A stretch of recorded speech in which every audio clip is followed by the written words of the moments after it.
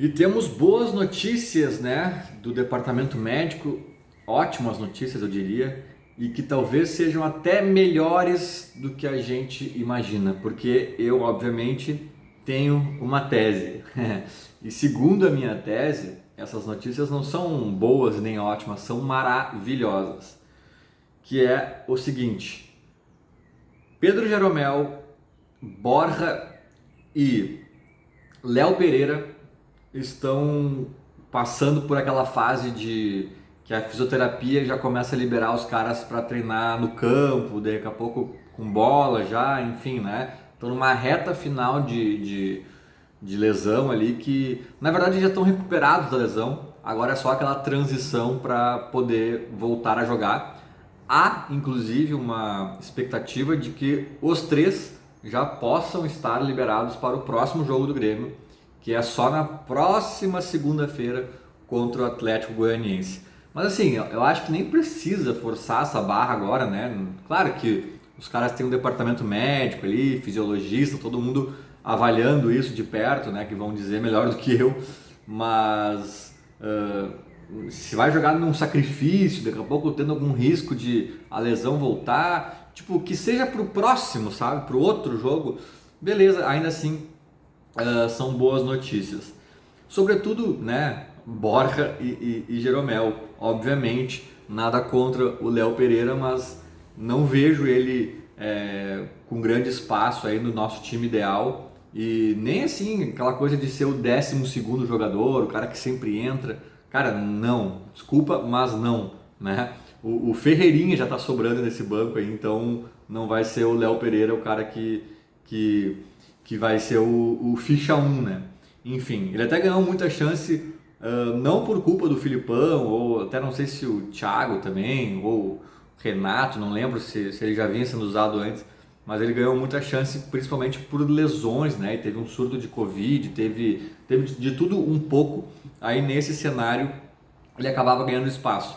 Mas agora, assim que as coisas estão minimamente um pouco mais ajeitadas enfim, o departamento médico está mais vazio, teve contratação nesse meio tempo, teve um monte de coisa, eu acho que o Léo Pereira perde um espaço. E o Borja, eu também vou falar brevemente sobre o Borja, porque também não é ele o ponto do meu vídeo central não é o Borja, que obviamente será um grande acréscimo, é um cara ainda de 28 anos, né?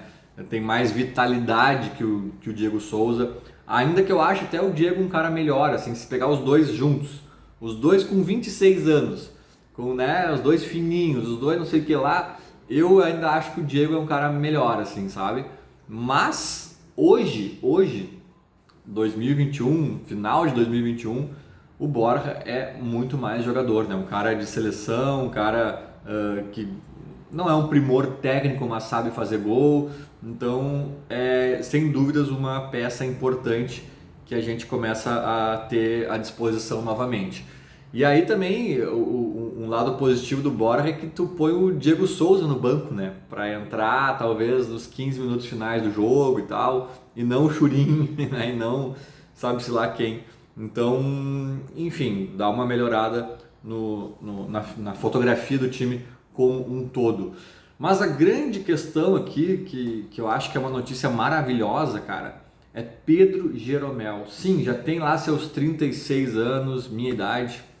Tamo junto, Pedrinho. Eu sei que o bicho pega. Mas, cara, o Pedro Jeromel tem um biotipo muito magro, muito em forma. É um cara tranquilo, responsável. Então, eu acho que ele ainda tem um...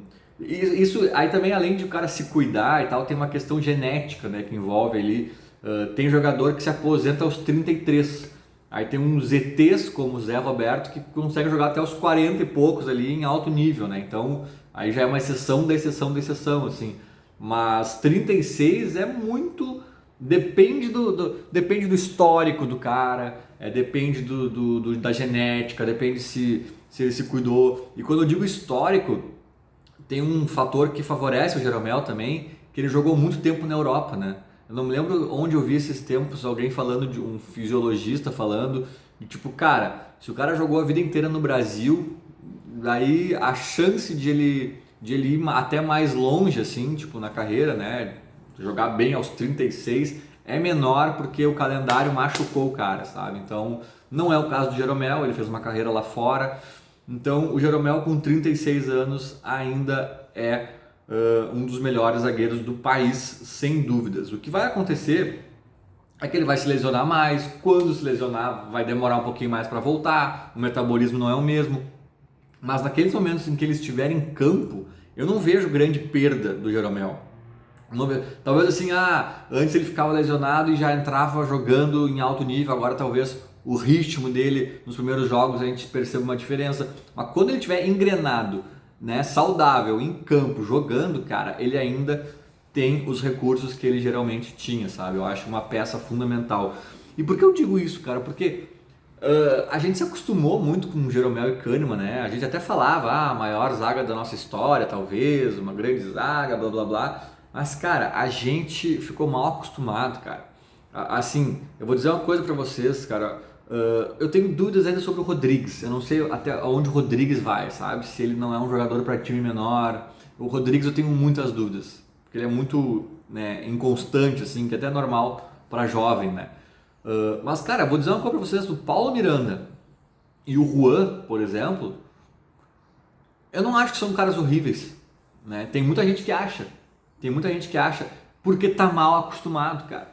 Tem muito zagueiro Brasil afora, de times grandes do Brasil, nível Juan, nível Paulo Miranda, alguns até piores, cara, de time grande, sabe? Óbvio que eles não são incríveis, óbvio que eles vão falhar às vezes. O Juan tem a questão da idade também, né? Sempre tem esse cuidado com um defensor muito jovem, porque a falha lá atrás custa caro, né? A falha lá na frente, se errar 10 gols e fizer mais 2, tá tudo certo.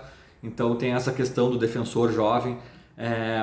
Mas o Jeromel e o Kahneman são muito fora da curva, cara. E não só individualmente, como a dupla casou muito bem, né? Eles se completam muito bem. A gente tá vendo aí o Kahneman voltando com um quadril ainda destruído, né? Precisa fazer uma cirurgia. O cara jogando no sacrifício, com injeção, na garra. E, cara, quem é que não vê o up, né? O acréscimo que dá no time quando ele entra, sabe? Mesmo às vezes querendo ainda retomar um ritmo, mas só ali o anímico dele, e a liderança, e o gritedo, e chega dando carrinho e não sei o que. Cara, eu já acho que assim já é outra coisa, sabe? Aí tu põe um Jeromel do lado dele, cara, é outra coisa. E qual é a minha tese?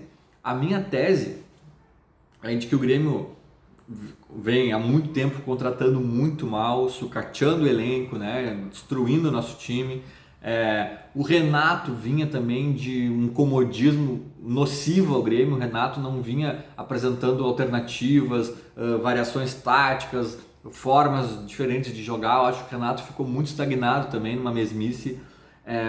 E eu acho, sinceramente, que tanto as falhas do Renato quanto da direção, né, na montagem do time como elenco e na montagem do time taticamente, elas foram muito mascaradas por Pedro Jeromel e Kahneman. Acho que essa zaga fora da curva, cara, segurou muito rojão que a gente não tinha noção. Tinha muito jogo que era pra gente ter perdido ou empatado, a gente conseguiu ganhar ou empatar graças a essa base sólida ali atrás. E aí, claro, não só a eles, né? Eu acho que o Cebolinha também foi um fiador de muita vitória do Grêmio. Sabe aquele jogo que não acontece nada, o Grêmio não mostra nada, mas daí tem uma zaga monstra ali atrás que não vaza, não sei o que, daqui a pouco o Cebolinha escapa, passa por 1-2, chuta gol, sabe? Acabou ganhando.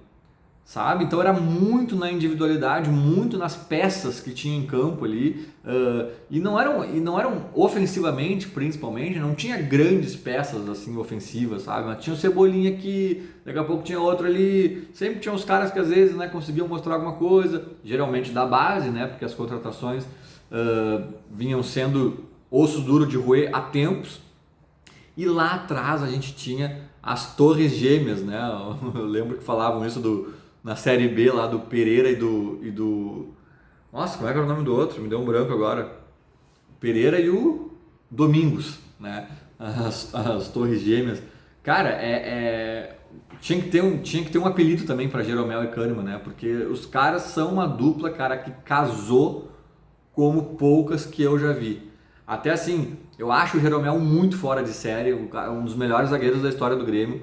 O Kahneman já rola uma discussão, né? Ah, é muito mais vontade, não sei o quê. Eu até concordo, né? Mas eu acho o Kahneman um baita zagueiro também. Ele às vezes é meio atabalhoado, ele às vezes periga fazer um pênalti, ele às vezes tem uma questão que, né, com o VAR, sobretudo, o Kahneman ficou um pouco mais perigoso. Mas eu acho que separadamente o Kahneman já é um bom zagueiro. Mas sim, eu concordo que o Kahneman num time ruim, num time desajustado, num time desorganizado e sem qualidades, né, ao lado dele, talvez ele sucumba mais facilmente.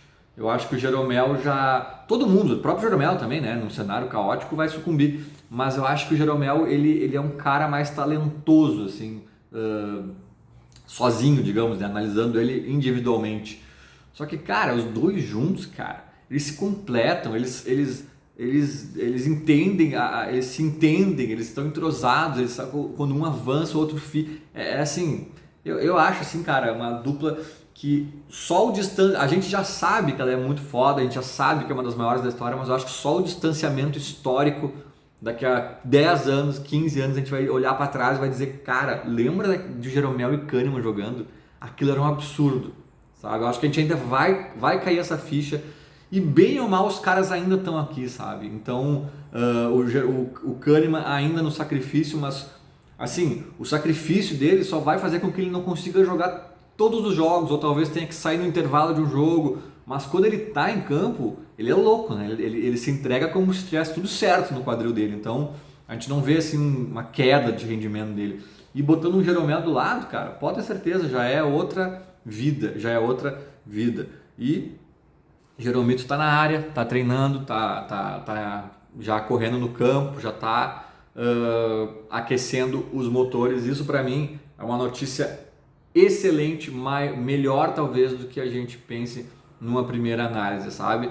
Esses caras aí disponíveis já dão outra cara pro Grêmio, um outro corpo, uma espinha dorsal, uma base mais sólida ali atrás que pode sim fazer a diferença nessa luta para sair do Z4. Feito? Era mais ou menos isso, vamos acompanhar. Se inscreve, comenta, curte, faz tudo o que tem que fazer. Feito, falou, abraço.